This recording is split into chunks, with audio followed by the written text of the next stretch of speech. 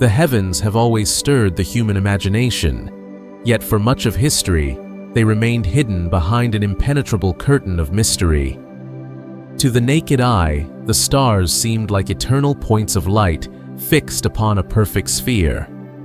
They rose and set with unfailing regularity, giving a sense of order, but also of distance. Early astronomers charted their motions, but they had no way to understand what these lights truly were.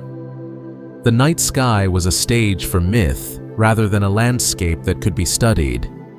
The veil was thick, and for thousands of years it seemed it would never lift.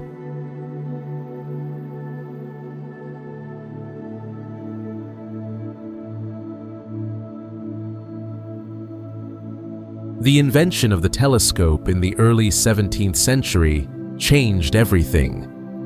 With a simple tube of glass and carefully polished lenses, Galileo Galilei brought the heavens closer. He saw the rugged mountains of the moon, the swirling bands of Jupiter, and 4 bright moons circling that planet like miniature worlds. He revealed that the Milky Way, which had seemed a pale streak across the sky, was in fact composed of countless stars. For the first time, the fog thinned, and the universe began to appear not as a flawless dome, but as a realm filled with complexity and depth.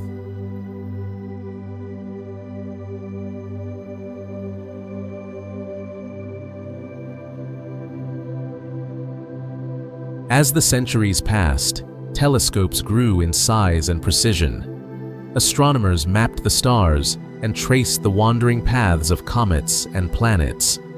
They discovered Uranus, Neptune, and later Pluto, each new find extending the known solar system and reshaping humanity's sense of its place.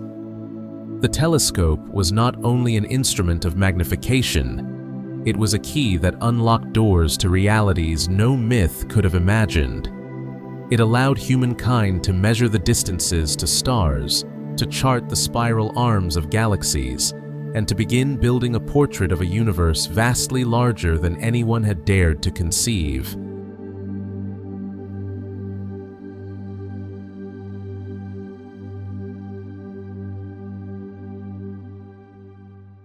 By the 20th century, with the rise of observatories on remote mountaintops and the spread of photography, the veil was pulled back even further. Cameras attached to telescopes could gather faint light over many hours, revealing galaxies invisible to the eye. Astronomers were no longer limited to what a single night of looking could provide.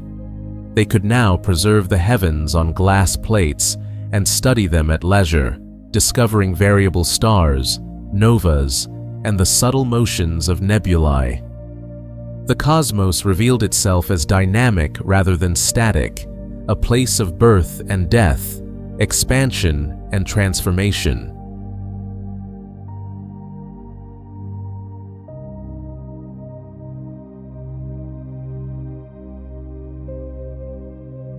Then came the space age, and with it, a new kind of telescope freed from the blur of Earth's atmosphere.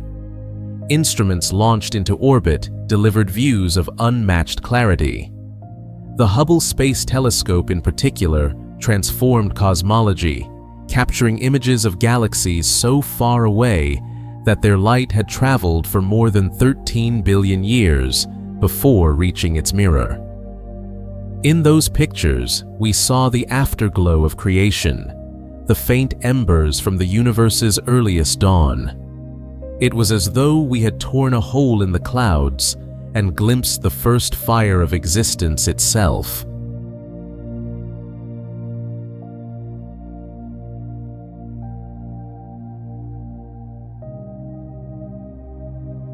Yet, with each triumph came a temptation toward pride. There is a danger in believing that discovery has reached its end, that the last mystery has been solved. The American astronomer Simon Newcomb made this mistake in the late 19th century. He declared that the field of astronomy had reached its limits, that there was little more to learn beyond refining a few details. Within 2 decades, Albert Einstein would overturn the foundations of physics with the theory of relativity, and Edwin Hubble would reveal that the universe was far larger and stranger than anyone had suspected. Newcomb's cautionary tale reminds us that to claim finality in science is always premature.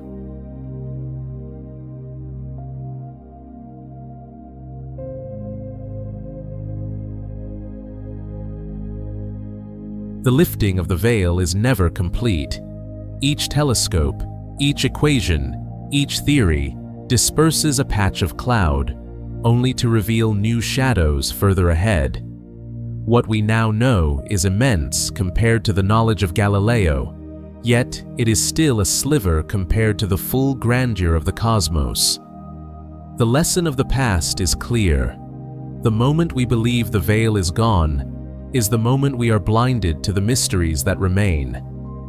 To lift the veil of the universe is not to finish a story, but to recognize that we are only turning the first pages of a tale without end.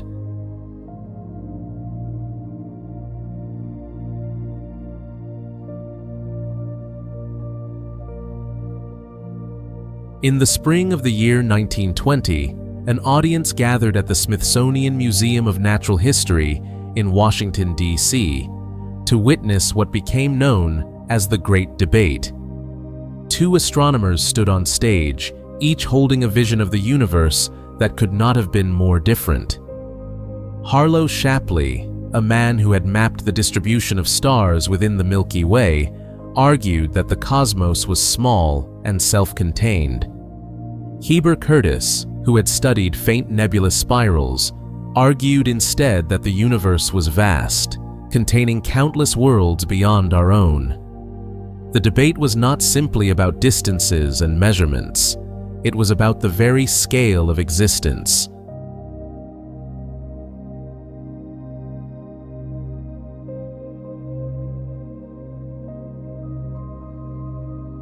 Shapley's position was rooted in his extensive work with globular clusters, the dense spherical gatherings of stars that orbit the Milky Way. He believed that these clusters defined the true size of the cosmos and that the Sun lay far from the center of this system. To him, the Milky Way was enormous, dwarfing earlier estimates, but it was also everything. The mysterious spiral nebulae glimpsed through telescopes, with their faint arms curling outward, were in his view not distant galaxies, but nearby clouds of gas and dust, embedded within our home system. Shapley's universe was large, but bounded, with no need for other island worlds.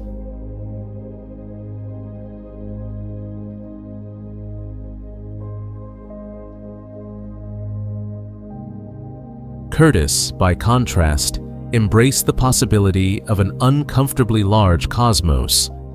He pointed to evidence that spiral nebulae showed signs of rotation, suggesting that they were self-contained systems of stars. He highlighted novae that had been observed within Andromeda's misty light, events that seemed far too bright to occur within a small nearby cloud. Curtis argued that these spirals were not features of the Milky Way at all, but galaxies in their own right, each containing billions of suns.